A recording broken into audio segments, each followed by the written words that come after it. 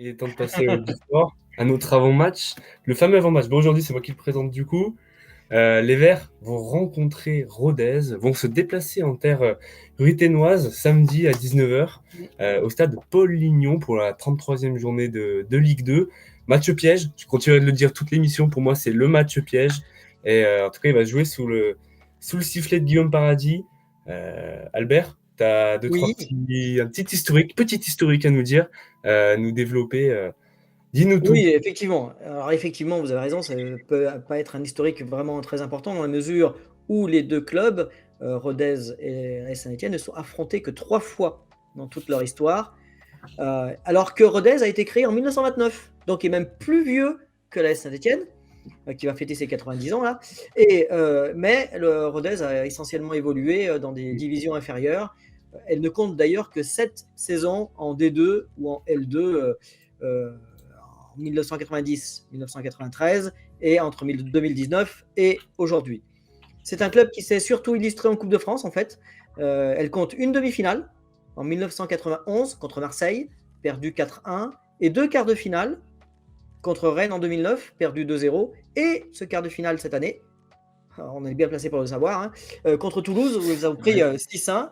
Et c'est d'ailleurs en Coupe de France que l'ASS et Rodez se sont rencontrés les 2 premières fois. Tout d'abord le 22 mars 1987 en 32e de finale, un match qui se jouait à Albi à l'époque devant 8800 spectateurs. Les Verts étaient entraînés par le Polonais Henryk Kasperzak. Ils venaient de monter en D1 et ils ont eu toutes les peines du monde à battre un adversaire qui évoluait à l'époque en 3e division. Et pourtant, l'entraîneur avait aligné son équipe type, hein, Jean Castaneda, Jean-Philippe Primard, Georgi Dimitrov, Jean-Luc Ribard ou Jean-François Daniel, hein, pour ne citer qu'eux. Et c'est d'ailleurs Jean-François Daniel qui marque le seul but du match à la 14e minute, qui a suffi à éliminer les Aveyronnais. Le deuxième match, ce n'est autre que celui du 7e tour de Coupe de France, qui a eu lieu cette année, hein, à Geoffroy Guichard, On est le encore là. 29 octobre 2022. J'y étais au stade et l'ASS a été incapable de battre Rodez malgré une nette domination territoriale. Le temps réglementaire des 90 minutes s'est conclu sur un pitoyable 0-0 et l'ASS est incliné au tir au but 4-3. Pour l'anecdote, rappelez-vous, les Verts ont évolué en blanc car au 7e tour de la Coupe de France ne sont disponibles pour les équipes que 2 couleurs, le blanc et le jaune. Donc, l'ASS est obligé de jouer en blanc, et à ma connaissance, c'est seulement la 3e fois que l'AS Saint-Étienne joue en blanc à Geoffroy Guichard. Donc voilà, Ok. c'est une anecdote. La 3e rencontre, on s'en souvient tous, hein, c'est la Geoffroy Guichard le 12 novembre dernier. Hein, Pas c'est longtemps la après. 15e journée de Ligue 2, la dernière avant la trêve, la Coupe du Monde due au Qatar. Hein. Et bon, on va pas trop s'apesantir sur ce match. Il y a quand même 19 000 spectateurs, mais on a pris 2 buts en seconde période. Jimmy Giraudon s'est fait lamentablement expulser à la 68e minute. Et je me rappelle, j'étais aussi au match, qu'on a tous scandé qu'on voulait une équipe à notre image. Et finalement, c'est le public qui s'est mis au niveau de son équipe, puisqu'une partie avait quitté le stade au bout du carton rouge de Giraudon et a affiché, rappelez-vous, des effigies des actionnaires en tête de clown sur les grilles du stade. Hein. On était 16e avant le coup d'envoi, on s'est retrouvé 19e et relégable. Par contre, chose intéressante quand même, je ne sais pas si vous vous en souvenez, il y a eu une conférence de presse importante où Jean-François Soucas est venu avec Laurent Batles pour se présenter en conférence de presse. Et c'est ce soutien qui a peut-être sauvé Laurent Batles et contribué à pousser les actionnaires à agir. Et devant le risque d'une descente en nationale, on a vu qu'une somme non prévue a été débloquée pour procéder à un mercato enfin ambitieux qui porte aujourd'hui ses fruits. Donc 5 mois plus tard, la Saint-Étienne est 10e et le samedi 29 avril 2023, elle se rend à Rodez pour la première fois de son histoire au stade de Paul Lignon, comme tu l'as dit, hein, pour les comptes de la 33e journée, où elle va affronter une équipe en pleine forme. Hein, Et oui, c'est ce justement. qu'on voit maintenant. Hein. Je reviens dessus justement, en tout cas en espérant que le match de ce samedi nous permettra, enfin, soit autant d'impact, mais positivement cette fois-ci. Petit rapport de forme, les amis, le traditionnel rapport de forme. Pour revenir d'abord sur Saint-Etienne, évidemment Saint-Etienne toujours, Saint-Etienne d'abord. On est la 5e équipe du championnat en état de forme sur les 5 derniers matchs. 2 nuls, 2 victoires, et là on revient d'une défaite face à Metz. 11 buts marqués, 7 buts encaissés seulement. seulement, je sais pas, mais en tout cas, la majorité l'ont été face à Metz. Donc, je pense que moi, je me permets de dire seulement. Les meilleurs buteurs, les hommes en forme, Jean-Philippe Crasso, 16 buts, l'indétrônable. J'ai pas noté son nombre de passes décisives, mais il me semble que c'est 7. 9. 9. Non, non. Oui, c'est Non, vrai que c'est c'est 9. 9. Il en a fait une. Je crois que c'est Il 9. continue. Il en a 9. Ouais, 9. Wadji, 9 buts, qui essaie de le suivre derrière, malgré le fait qu'il fait une très bonne performance. Et puis, on peut aussi noter Nielsen Kunku, qui montre beaucoup de bonnes choses depuis son arrivée en prêt. Extérieur, Saint-Etienne réussit plutôt bien. 8e du championnat, c'est très correct. 5 victoires, 5 nuls, 6 défaites. En espérant qu'on puisse en rajouter une victoire en plus. Deuxième attaque, 25 buts marqués en 16 rencontres. 18e défense, 25 buts encaissés. Voilà. Est-ce qu'on ne peut pas mettre ça sur le compte de la première partie de saison? En tout cas, on a 25 buts marqués. Peut-être qu'on arrivera à en mettre autant. Rodez de son côté, attention, et ça souligne ce que je dis encore une fois, match piège. Deuxième équipe de Ligue 2 en forme sur les 5 derniers matchs. 2 victoires, une défaite, 2 victoires. Elle revient de 2 victoires, dont une à Annecy, plutôt convaincante. 8 buts marqués, 2 buts encaissés. Et avec notamment comme meilleur buteur Clément Després avec 7 buts, donc leur avancante. Et puis Corredor, 5 buts, qui revient aussi du coup d'un bon match face à Annecy le 22 avril dernier. Il avait été décisif après une prestation plutôt convaincante. À domicile, par contre, Rodez, ils sont 19e du championnat. 4 victoires, 5 nuls, 7 défaites. Et puis 20e attaque. 15 buts marqués en 16 rencontres, je le rappelle. Et 19e tiers défense avec 23 buts encaissés.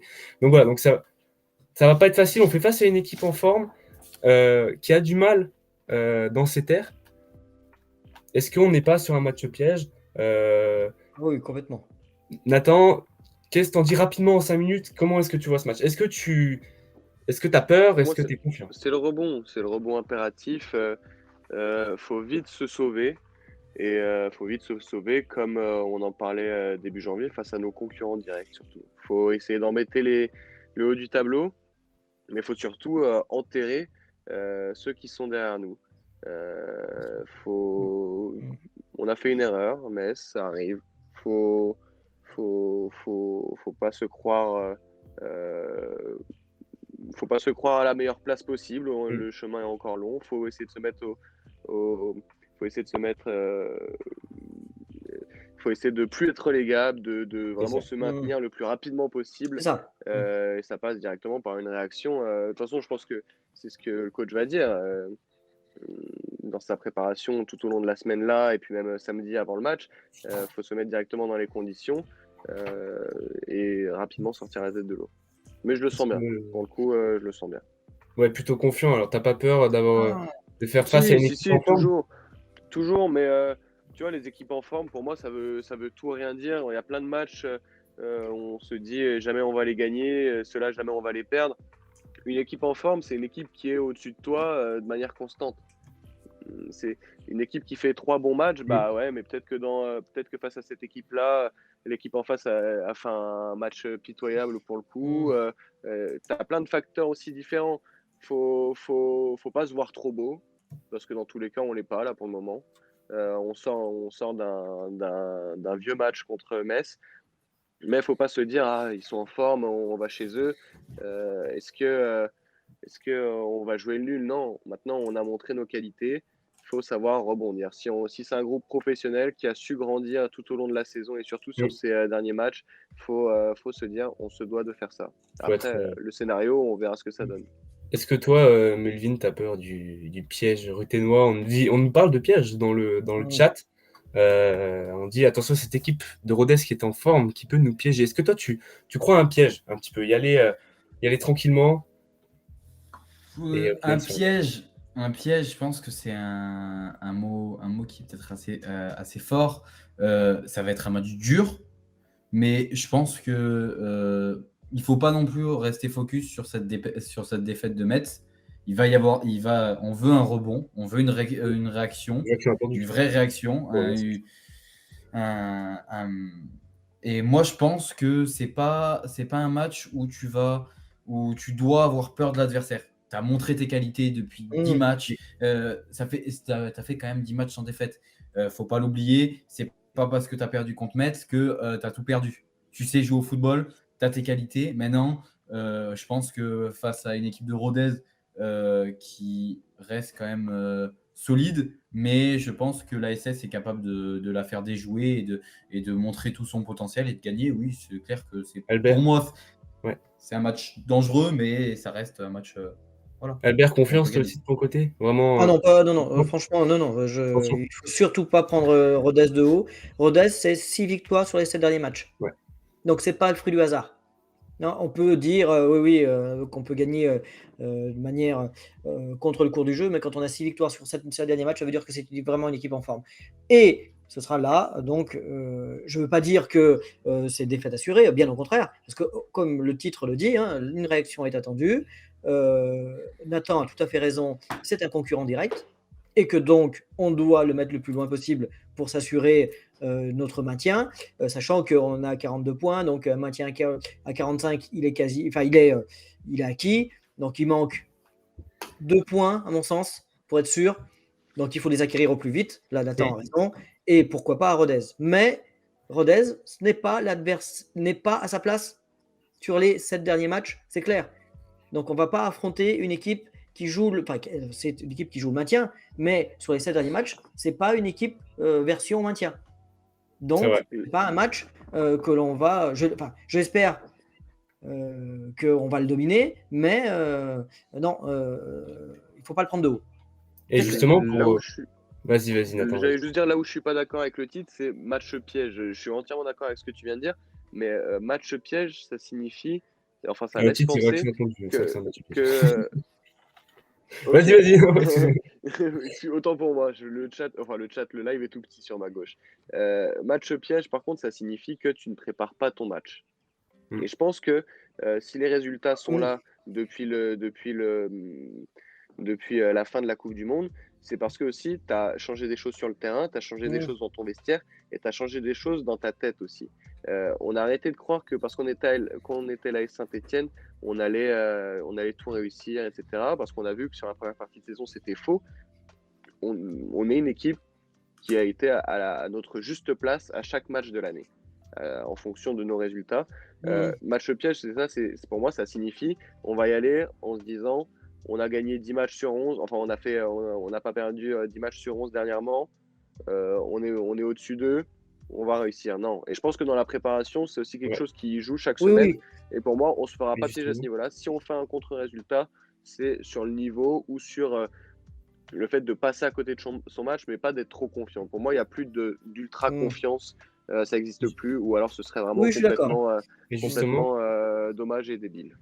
Et justement, pour recentrer un petit peu sur le match, en dehors de comment est-ce qu'on l'aborde, surtout l'aspect tactique, parce qu'on ressort d'un revers, on se pose des questions, on a parlé de l'entrejeu, et du coup, on s'est demandé, est-ce qu'il faut faire un changement d'entrejeu? Alors, on sait à peu près ce qu'on a pensé tous de ce milieu de terrain par rapport au match, à la précédente rencontre, mais aujourd'hui, est-ce que Laurent Batles doit par exemple sortir Benjamin Boucherie, doit remettre Monconduit, même si c'est plutôt incertain. Est-ce que Mouefek il n'est pas.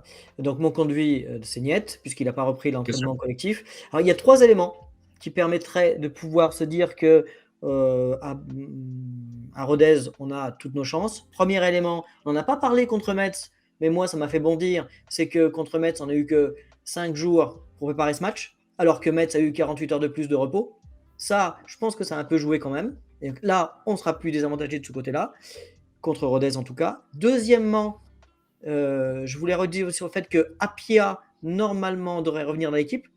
Et Giraudon sortir de cette équipe, même si les 3 buts qu'on a encaissés ne sont pas de son fait, il se trouve que quand même, comme il a joué, forcément, on avait moins de chances de gagner.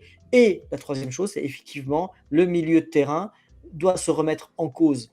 Alors, d'une manière drastique, peut-être par l'entrée de Mouefek, s'il est apte physiquement, sachant que Monconduit n'ayant pas pris l'entraînement collectif, donc c'est niet. Donc on ne peut compter que sur Mouefek pour le remplacer, parce que Bamba, je ne l'ai pas trouvé exceptionnel contre Metz, il faut bien le reconnaître, en tout cas de là où j'étais. Donc, en tout état de cause, le milieu de terrain nous doit une revanche. Melvin, je te vois sourire sur Kader Bamba. Est-ce que tu penses qu'il devrait rentrer dans l'entrejeu, peut-être plus haut, forcément, Mais est-ce qu'il devrait rentrer pour ajouter cette valeur technique un petit peu au milieu de terrain entre les lignes? Qu'est-ce que Je t'en penses? pense que vu le match du milieu de terrain, il faut le changer. Alors, comme a dit Albert, il n'y a pas 50 solutions non plus. Malheureusement, mon conduit n'est pas là, donc tu n'as pas On a 50 perdu, solutions. on a perdu Louis Mouton aussi. Hmm. Donc il y On a a perdu vraiment Louis Mouton très aussi. peu de solutions de rechange.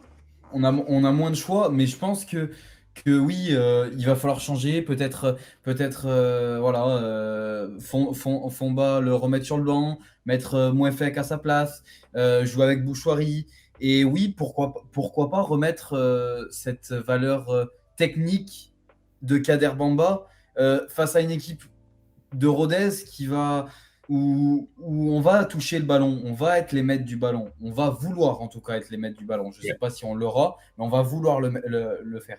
Et je pense que remettre Kader Bamba, alors il n'a pas fait une excellente entrée, je l'accorde, c'est pas le joueur qu'on attend le plus, mais je pense que ça peut être à essayer. Et puis Victor Lobry, j'ai du mal. J'ai du mal Nathan, sur les derniers matchs, en tout cas. tout à l'heure, Nathan, tu n'étais pas forcément d'accord sur le fait qu'il fallait pointer du doigt le milieu de terrain. Ça nous dit dans le chat que Mofek doit retrouver sa place. Est-ce que tu penses qu'il faut qu'il y ait un changement en fait, au milieu de terrain pour réussir à se relancer? Alors, pas forcément se relancer, mais en tout cas pas tomber, pas perdre en En fait, fonction de son état de forme, parce que ça, on peut pas le savoir nous de notre côté, bien sûr.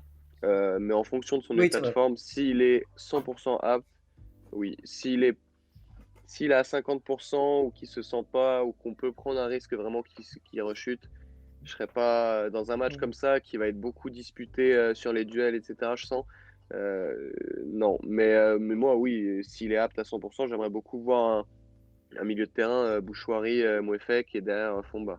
Ça, Pour c'est quelque sortir chose. l'Aubry ou pour réintégrer Pour sortir l'Aubry, parce que Mm. l'Aubry, je l'avais trouvé pas mauvais quand il était sur le banc et qui faisait des.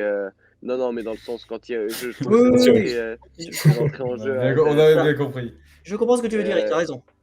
mais c'est important. On a la chance maintenant d'avoir une diversité de Mm. bancs, une diversité de joueurs où on peut se permettre d'amener, ce qui avait déjà été le cas, de la concurrence saine. Et je pense qu'au milieu de terrain, c'est l'un des,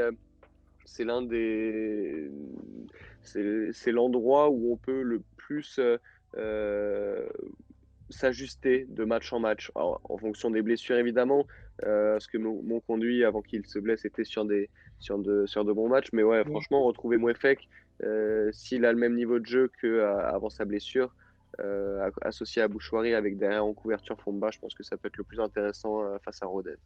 Donc on conserve la mine Fomba dans ce poste-là. Est-ce Tu veux mettre est-ce que ce qui? match, de toute façon, Qui est-ce qu'on a veux-tu vraiment le mettre choix? à ce moment-là? Non, je pense qu'on C'est n'a pas le ça. choix. Parce qu'on n'a pas le choix. Bouchoirie Alors, récupère pas assez de ballons physiquement, Mm. c'est pas ça.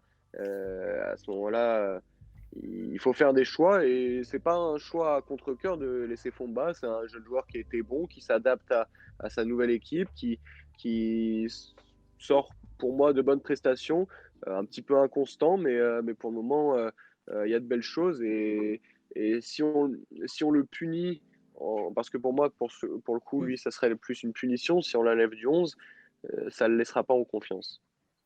Bien sûr. Ouais, là, je suis d'accord. D'autant plus que tu avais noté tout à l'heure que contre Metz, à part ses 20 premières minutes, il avait fait plutôt un match correct. D'ailleurs, à ce moment-là, je ne sais pas si vous l'avez remarqué, et je pense que c'est pas, je pense, c'est une sûr, c'est un ordre de Batles. Il a récupéré ou il a eu le rôle de mon conduit, c'est-à-dire qu'il a servi de quatrième, enfin quatrième défenseur central, Oui, comme c'est un mon centre. conduit.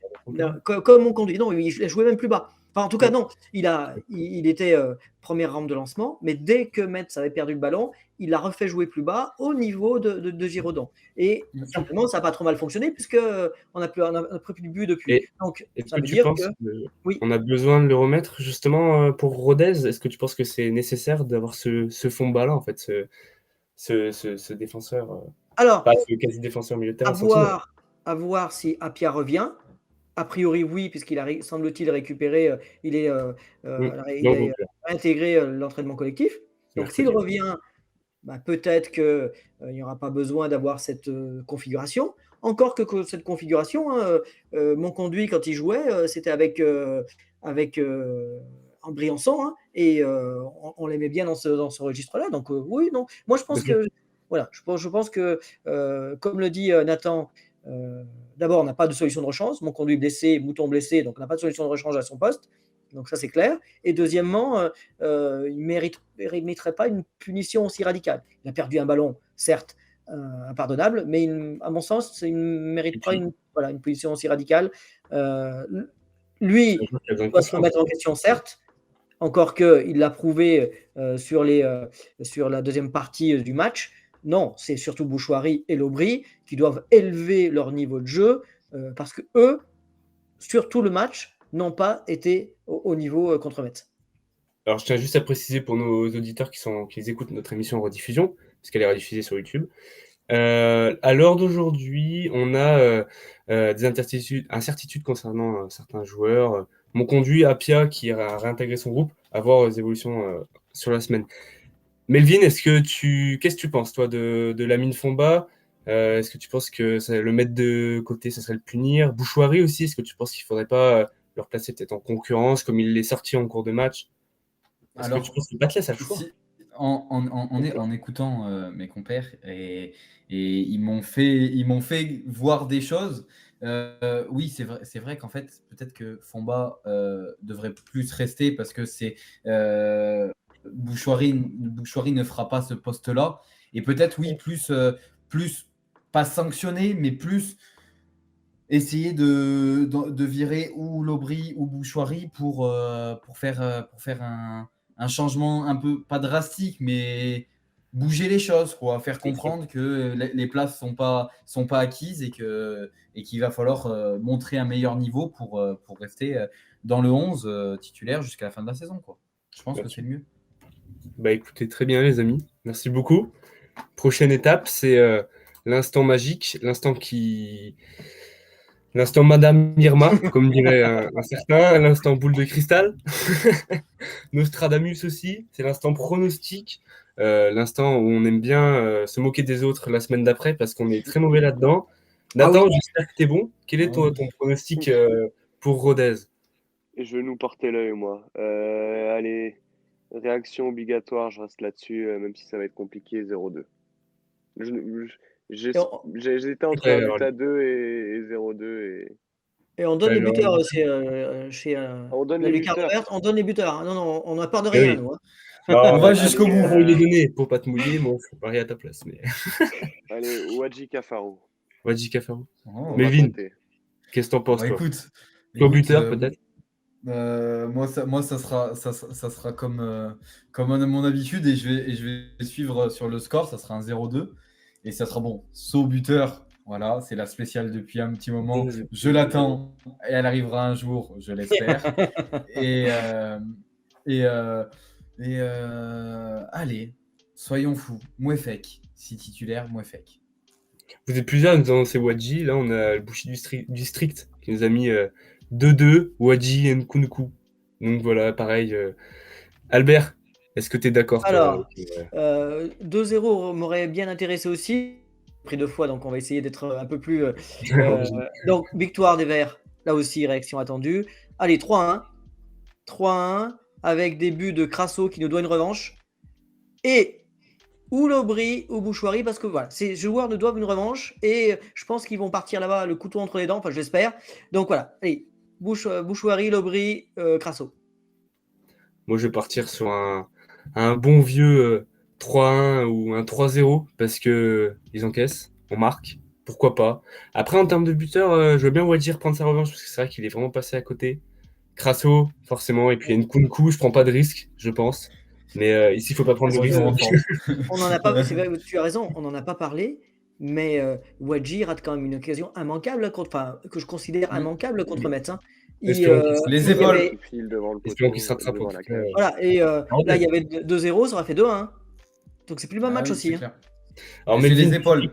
Petit pic dans le chat, on dit que Sro sera buteur quand il sera parti de Saint-Étienne. Je pense que ça t'est dessiné, mais... je lâcherai pas, il marquera. En tout cas, on prend encore des victoires. Albert toujours. D'ailleurs, j'avais regardé je peux pas. Pour la petite blague, on avait, depuis la lucarne verte, une série d'invincibilité, parce qu'Albert, je pense que tu nous portes chance. Jusqu'à Metz, depuis qu'il y a la lucarne verte, on n'avait jamais perdu un match. Bah ouais, mais bon, Donc, je pense c'est que Albert une nous première porte fois. chance. Donc voilà, t'es notre porte-chance.